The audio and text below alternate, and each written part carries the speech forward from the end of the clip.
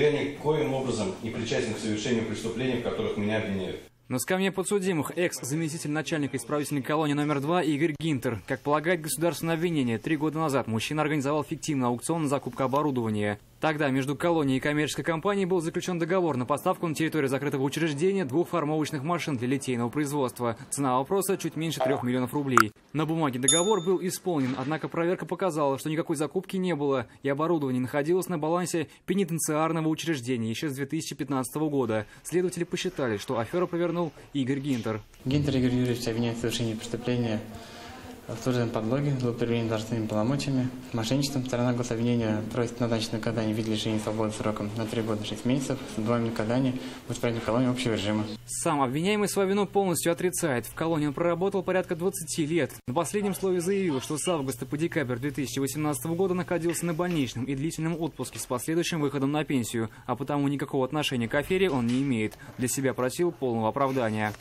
Сотрудники ФКУ и К2, которые после моего выхода в отпуск с дальнейшим увольнением проводили аукцион, сами принимали решение по вопросу приобретения формовочных машин. Я никак не мог оказать на них влияние по проведению аукциона и заключению государственного контракта.